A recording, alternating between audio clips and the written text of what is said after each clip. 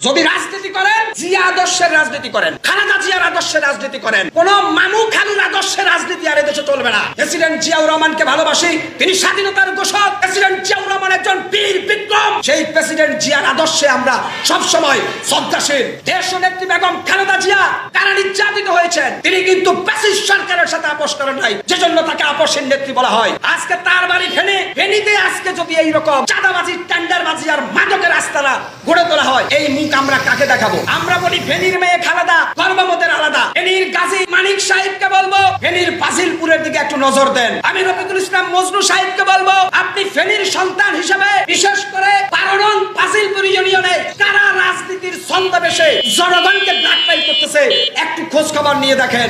আমরা দেখেছি ফেনীর এই ফাজিলপুর ইউনিয়ন আওয়ামী লীগ সরকার থাকা অবস্থায় যেভাবে তাসের রাজত্ব চলছিল, আজকে 5 আগস্টের পরে ওই ফেনীর ফাজিলপুর 12 নং ইউনিয়ন গোটা সন্ত্রাসের চরমভূমিতে পরিণত হয়েছে। নৈপথ্যের নায়ক কারা এটা খুঁজে বের করার দায়িত্ব ফেনী জেলার জিয়া আদর্শের বিপ্লবী সৈনিকদের। আর যদি আপনারা ফেনী জেলা থেকে চাঁদাবাজ, সন্ত্রাস আর সিন্ডিকেট ভাঙতে না পারেন, তাহলে গোটা বাংলাদেশকে কিভাবে আপনারা একটা শৃঙ্খলার দিকে আনবেন? এটা গোটা জাতির প্রশ্ন আপনাদের কাছে। নোয়াখালী ফেনীর গর্বিত সন্তান রফিকুল ইসলাম মজনু বাংলাদেশ জাতীয়তাবাদী দল বিএনপির রাজপথে জিয়া আদর্শের বিপ্লবী লড়াকু সৈনিক। নিঃসন্দেহে সেই রফিকুল ইসলাম মজনু ভাইয়ের কাছে অনুরোধ থাকবে, ফেনীর ফাজিলপুর 12 নং ইউনিয়নে একের পর এক অনৈতিক কর্মকাণ্ড হচ্ছে। আপনি ফেনীর সন্তান, একটু নজর দেন। সেখানে অনেক বালু খেকোর জন্ম হয়েছে, তারা জোর করে মানুষের জমি থেকে বালি উত্তোলন করছে। তৎকালীন আওয়ামী ফ্যাসিস্ট সরকারের আমলে রিপন চেয়ারম্যান নামে কুখ্যাত সন্ত্রাসী পালিয়ে গেছে। তার সাথে যোগসূত্র রেখে